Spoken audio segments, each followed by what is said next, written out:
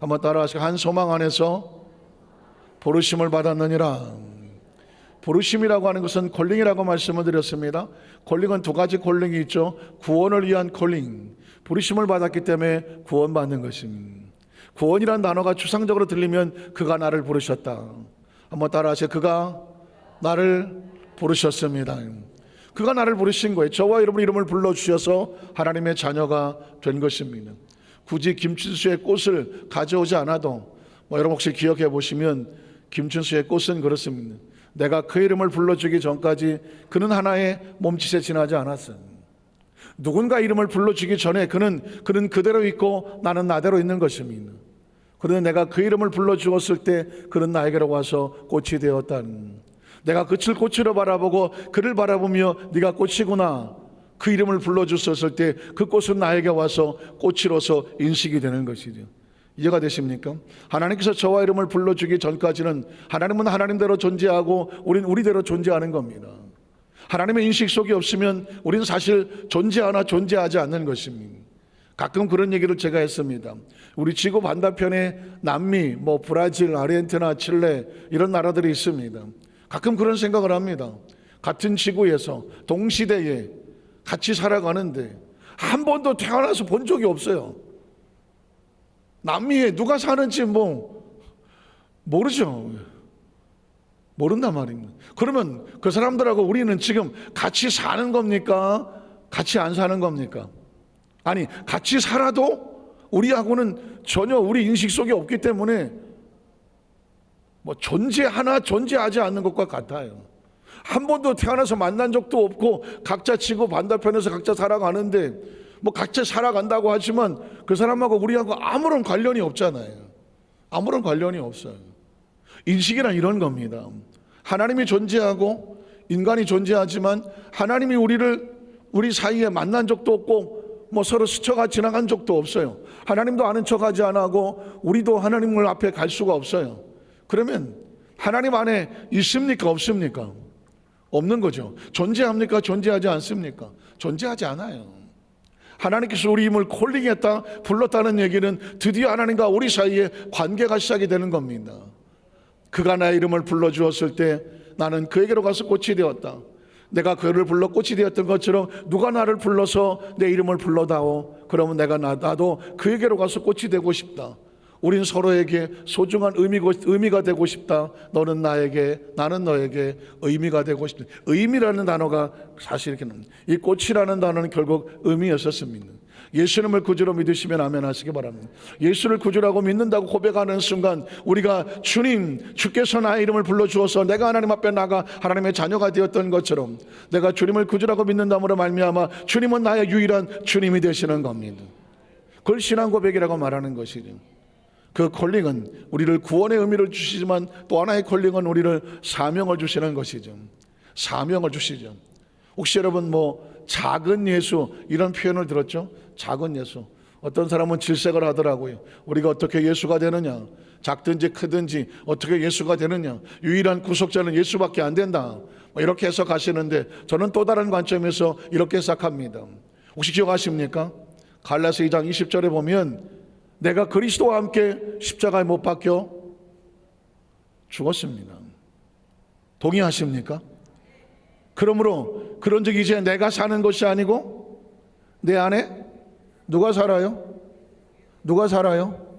동의하십니까? 확신하십니까? 이제 나는 없습니다. 내 안에 누가 살아요? 예수님이 살아요.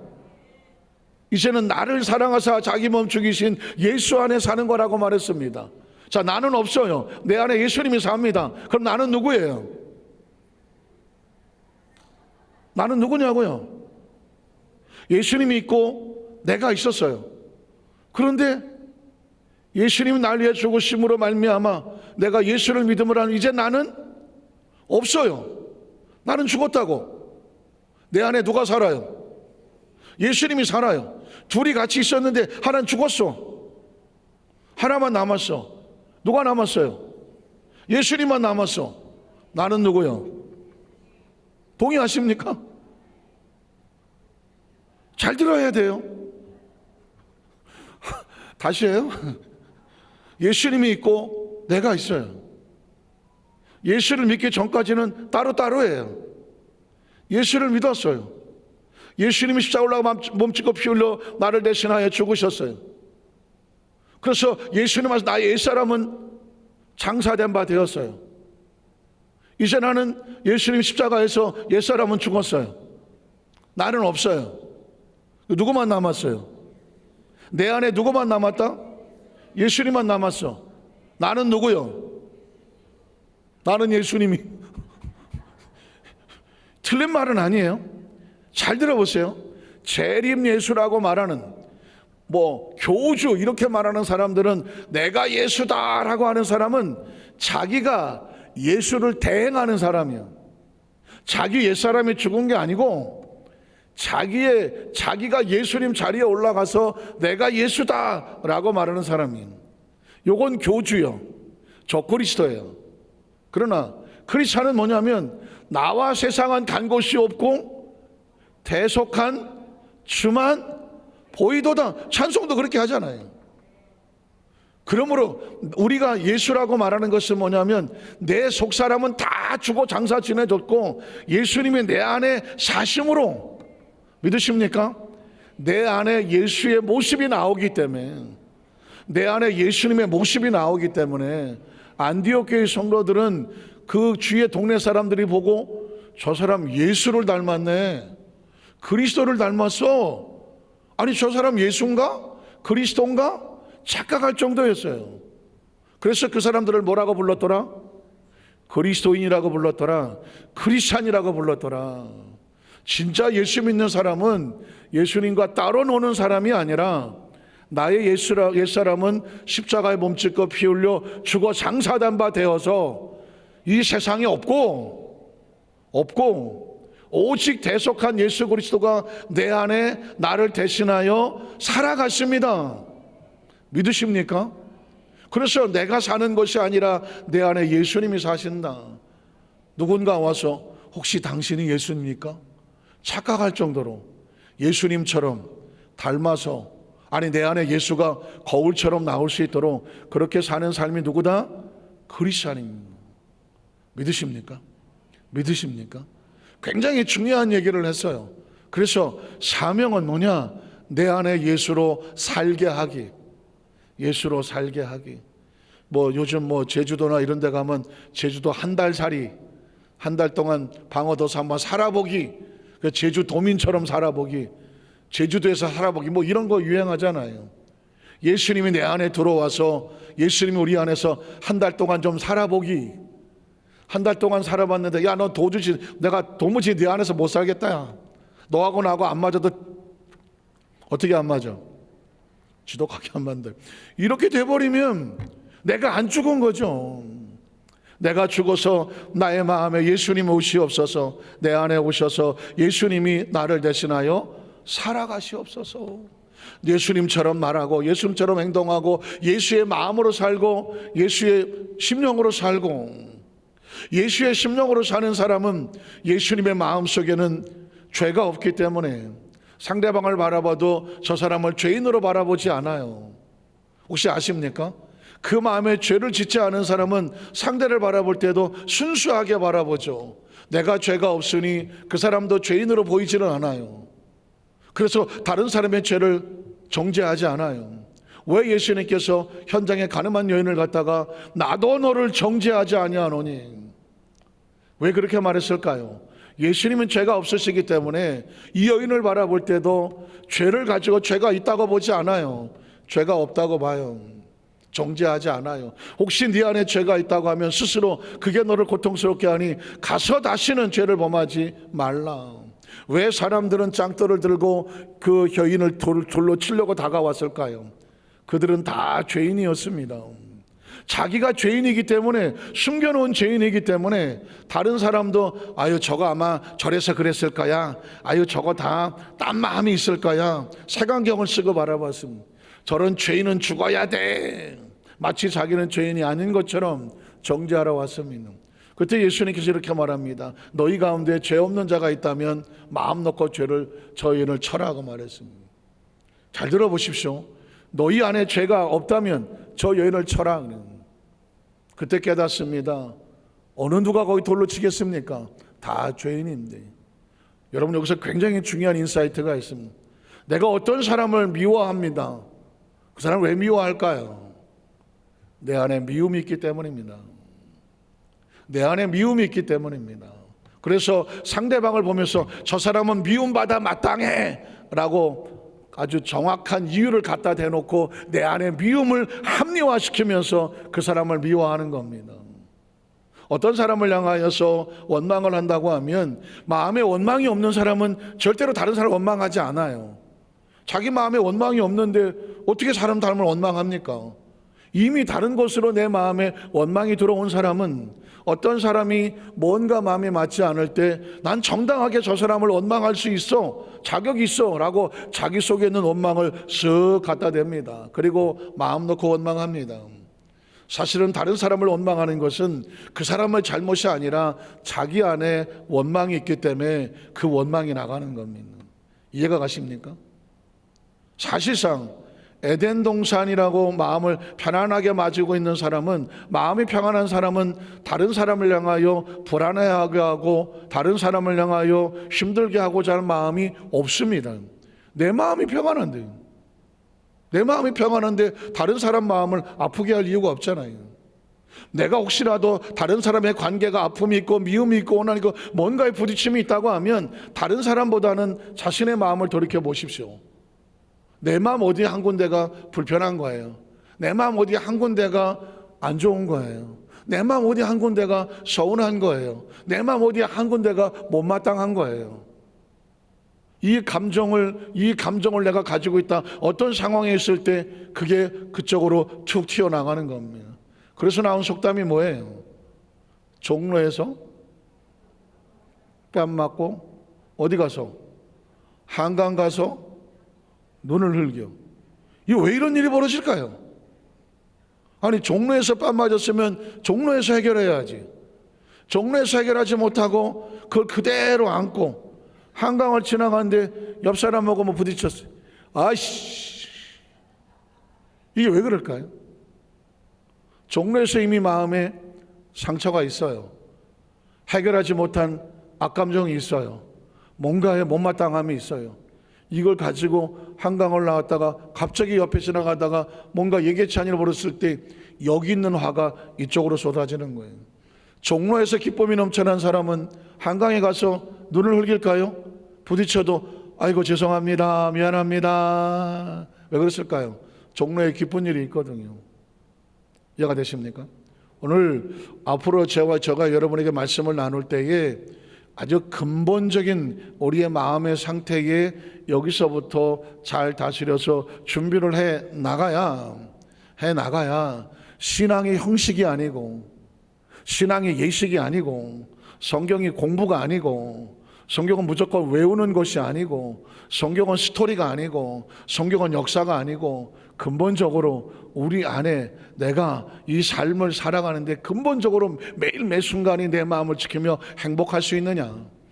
아니면 아무리 설교도 듣고 기도도 하고 예배도 두고 뭐 찬송도 열심히 하고 간 것 같은데 이 마음이 평안하지 않고 감사하지 않고 기뻐하지 않고 즐거워하지 않고 용서하지 아니하고 뭐 마음에 온갖 쓰레기를 안고 이러고 돌아다니면 오다가다 부딪히면 나도 모르게 튀어나온, 그러면 매일 행복하지 않아요.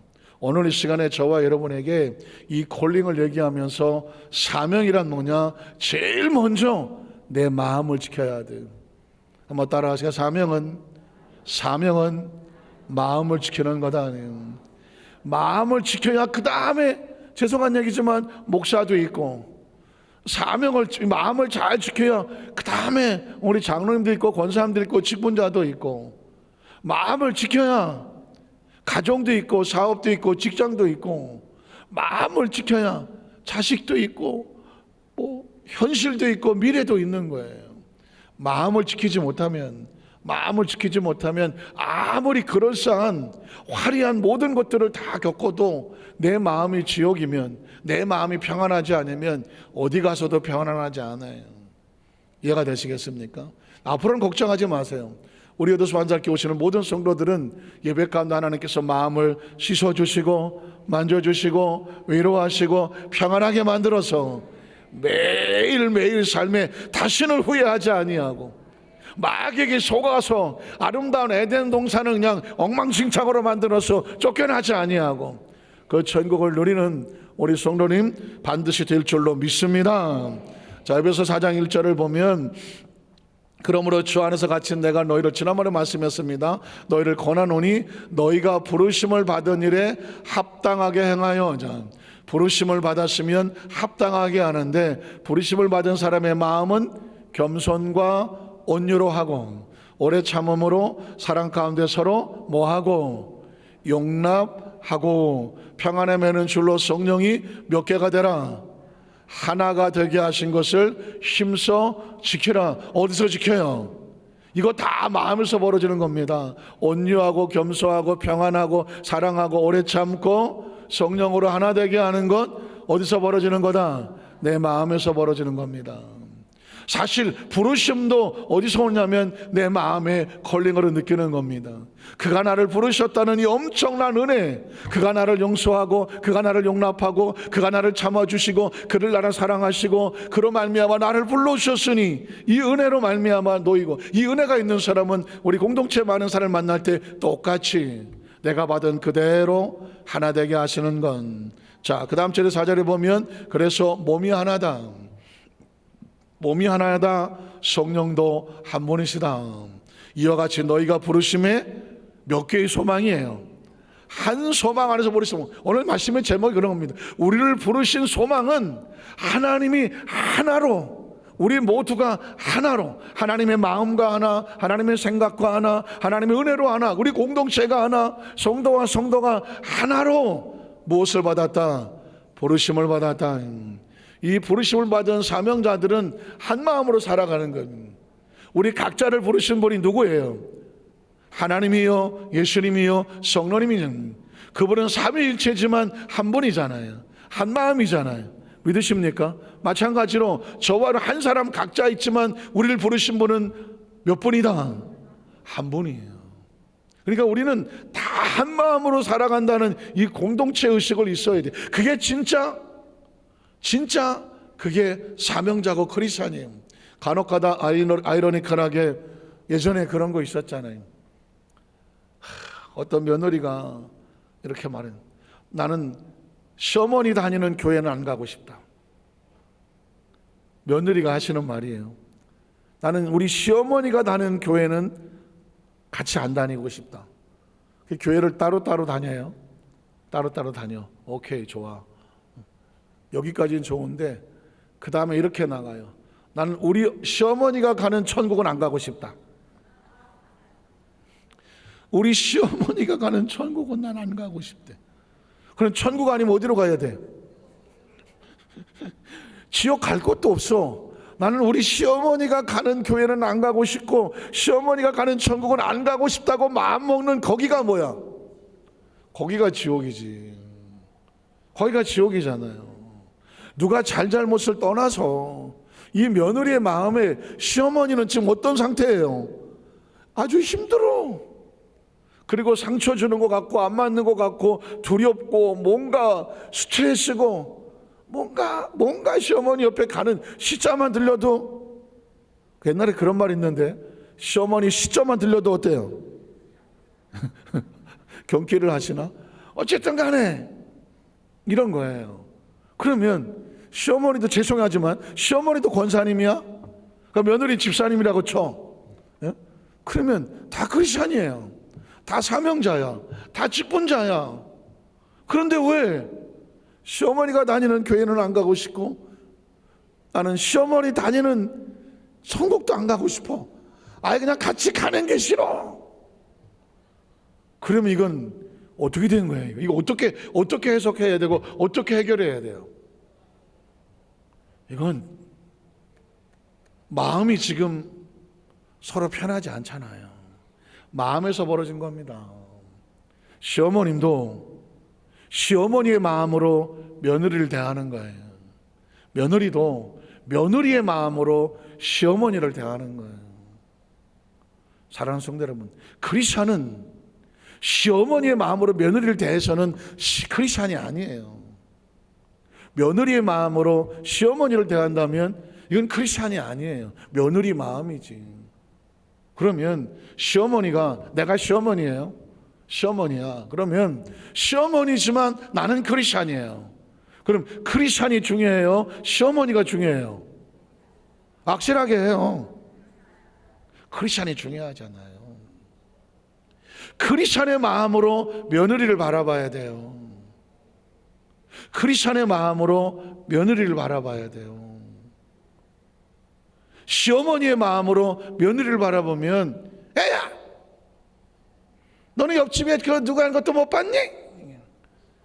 한 달에 뭐 어쩐다더라. 이 시어머니의 마음으로 며느리를 바라보니까 항상 그런 잣대로 하니까 말하는 것도 그렇고 행동하는 것도 그렇고 뭔가가 시어머니 하잖아요. 너는 이거 아무것도 아니야. 우리 시어머니는 결혼 첫날 밤에 가운데 잤어. 뭐 옛날 뭐 그런 얘기들 있잖아요. 너는 좋은 시어머니 만난 줄 알아라. 뭐 그럴 거 아니에요. 이거 황당한 거지. 이건 자기 잣대로 시어머니의 마음으로 며느리를 바라보는 거예요. 자기가 옛날 며느리 때의 마음은 다 잊어버린 거죠. 그럼 그 며느리 때 마음 가지라고 말하지도 않아. 그냥 크리스찬은 주님의 마음으로 살아가는 거예요. 아까 말했죠. 용납받고 온유하고 용서하고 따뜻하게 내가 주님으로부터 받은 이 마음으로 며느리를 대한다고 하면, 며느리가 시어머니를 당할 때에 시어머니로 받아들이겠어요? 시어머니로 받아들이지 않죠. 크리스찬의 마음으로 받아들이는 거죠. 그럼 며느리도 잔뜩 긴장하고 왔는데 우리 시어머니는 나를 시어머니 며느리로 받는 게 아니라 크리스찬의 마음으로, 주님의 마음으로 나를 대해주는 거예요. 그러면 며느리는 시어머니를 대할 때에 어떻게 볼까요? 며느리로 보는 것이 아니라 크리스찬의 마음으로, 사랑의 마음으로, 온유의 마음, 용서의 마음으로 어머니의 마음을 바라줍니다. 그렇지 않고서는 절대 한 마음이 되지를 않아요. 한 마음이 되지 않아. 이 시어머니하고 며느리하고 아프고 상처 입으면 누가 가장 힘들까요? 시어머니하고 며느리하고 맨날 서로 안 좋아, 힘들어. 어머니를 찾아가면 내가 네 애미 때문에 내가 죽겠다 줘. 아이고, 이 새끼를 내가 어떻게 키웠는데, 내가 어려서 내가 젖동량은 아닌가, 어쨌든 내가 하면서 생선장소에 가서 내가 너를 키웠더니 결국은 아이고 하고 맨날 자식 붙잡고 울어봐. 그러면 그 아들은 어떡하겠어? 아이고 어머니, 아이고 괜찮아요, 제가 죄송해요. 그래갖고는 이 마음을 가지고 이제 부인한테 갔어. 그랬더니 부인을 갔더니 여보, 내가 오늘 시어머니한테, 아유 씨, 이거 어떡할 거야 거기 가서. 아이고 미안해요, 뭐 우리 어머니가 고생하면서 가서 그래. 아이고 당신이 참어. 아이고 어머니가 참아요. 며느리가 아무래도 결혼한 지 얼마 안 돼서 그래도. 중간에 이러다가 그 아들이 뭐 하고 싶어? 아이고 나도 더 이상은 못 해먹었다 내가. 힘든 거예요. 이런 거예요. 부인이 남편 잡으면 물론 남편을 위로받으려고 하는 거죠. 근데 그 남편도 시어머니한테 잔뜩 터지고 왔어. 시어머니가 아들 붙잡고, 야 너밖에 없다, 너밖에. 세상에 제일 힘든 말이 뭐예요? 너밖에 없다. 야, 내가 네 남편한테, 네 아버지한테 사랑을 받고 자랐니? 난 너 하나 먹고 자랐어. 그 소리 어렸을 때부터 들었잖아. 그러니 그 자식이 부인한테 뭐 조금만 잘하려고 그러면은 어머니에 대한 죄책감이 죄책감 안 생기겠어요? 그리고 또 어머니한테 좀 가서 뭐 하려고 하면 부인이 혼자 울고 있는 모습이 떠오르고, 뭐여 시방이고. 이건 그냥 인간 관계 속에서 삶이 벌어지는 겁니다. 이걸 해결할 수 있는 방법은 하나밖에 없어요. 우리는 예수 그리스도 안에서 각자 예수를 안 믿었으면 할 말 없어요. 그냥 상담사 찾아가서 어떻게 해봐야 돼. 예수를 믿었다고 하면 시어머니도 며느리를 대할 때에 주님이 나를 긍휼히 여겼던 마음으로 긍휼히 여기는 마음으로 봐야죠. 며느리도 내가 용서받고 구원받은 마음으로 어머니를 긍휼히 여기는 마음으로 봐줘야 돼요. 남편, 세상에 제일 불쌍한 건 남편이에요. 표정이 이상하네. 한번 따라하세요. 세상에서 제일 불쌍한 건 우리 남편이다. 세상에서 제일 불쌍한 건 우리 아들이다. 오늘 여러분 가서 그러세요. 아유, 중간에서 얼마나 힘들었겠냐고 해봐. 중간에서 얼마나 힘들었겠냐고 해보라고요. 아마도 대성통곡 가면서 나 힘들었지. 뭐 그럴지도 몰라. 그럴지도 몰라. 자, 오늘 이 말씀은 이제 말씀을 마무리하려고 하는데요. 몸도 하나고 성령도 하나고 이와 같이 너희가 부르심에 한 소망 안에서 부르심을 받았어. 어떻게 보면 시어머니도 사명이죠. 어머니도 사명입니다. 아내도 사명이고 남편도 사명입니다. 예수 믿고 뭐가 달라지냐? 의식이 달라져야 되죠. 며느리로 보이는 것이 아니라 며느리 처음 시집 와서 그 남편 하나 믿고 가정에 와서 어쩌다 보니 뭐 부모를 시부모를 모시고 살다고 하면 그건 진짜 긍휼의 대상으로 봐주셔야 돼. 긍휼의 대상으로 봐. 혹시라도 내 말 한마디 행동 하나가 이제 막 들어와서 결혼 생활을 하고 하는 그 며느리에게 내 말이 상처가 되지 않을까? 내 말이 부담이 되지 않을까? 내 말이 그의 마음을 혹시 아프게 하진 않을까? 헤아리면서 어머니가 진짜 내 친어머니 같다는 마음을 그런 마음을 느낄 수 있도록 내가 뭘 해야 될까? 그런 거룩한 고민을 하는 게 진짜 시어머니인 거예요. 며느리는 이제 처음 들어왔을 때 어머니가 어떤 마음을 하시겠지만 그 마음 하나하나를 가지고 그 부분에서 이 부분을 내가 너무 힘들면 어쩔 수 없지만 그런 부분 하나하나 해려가면서 내가 하나하나 참아가면서 한번 해보자라고 작은 서로 용서와 사랑할 마음으로 해나가면 그 가정이 비로소 평안해지는 겁니다. 아까 제가 말씀했습니다. 마음에 죄가 없는 사람은 다른 사람을 죄인이라고 바라보지 않는다. 다른 마음에 미움이 없는 사람은 상대를 적개심으로 바라보지 않는다. 시어머니의 마음속에 며느리에 대한 편견이 없이 따뜻한 사랑으로 대하면 며느리도 나의 마음을 편안하게 대할 것이다. 내가 며느리를 계산하는 마음으로 대하면 며느리도 나를 계산할 수밖에 없다. 내가 뭔가 며느리에 대해서 불편한 마음을 가지면 며느리도 나에게 불편한 마음을 가질 수밖에 없다. 그 와중에 우리 아들은 우리 남편은 양쪽으로 사이드에 샌드위치면서 더 힘들어질 수 있는, 이해가 되십니까? 오늘 저와 여러분 우리 공동체 안에서도 마찬가지입니다. 제일 중요한 것은 그래서 내 마음을 지켜야 내 주위의 사람들이 만수무강에 지장이 없어요. 한번 따라하세요. 내 마음을 잘 지켜야 내 주위 사람들이 만수무강에 지장이 없어요. 내가 마음 하나 뒤틀려서 인상을 쓰고 뭔가 못마땅하고 있으면 내 주위 사람들은 다 같이 고통당하는 거예요. 말씀을 정리하기를 원합니다. 오늘 저와 여러분의 인생의 행복, 건강, 삶, 모든 신앙, 사명, 직분, 이 모든 것의 키워드는 내 마음에 달려 있습니다. 이 마음을 그리스도께서 나를 용서한 그 구원의 마음과 사명의 마음으로 채워야, 충만해야 비로소 다른 사람을 대할 때 편안하게 대할 수 있어요. 내 마음이 편안하지 않으면 상대방을 대할 때도 결코 편안하지 않아요. 여기서부터 출발한 거죠. 우리 에도스 만삭교회 모든 성도들이 여기서부터 출발을 해서 이제까지 살아온 것은 각자의 몫이지만 이제부터의 삶은 하루하루 쌓여져 갈수록 이제 나의 하루는 매일매일 행복하다. 내 마음은 매일매일 행복하다. 여러분, 이렇게 살아야 세월이 지났을 때 후회하지 않아요.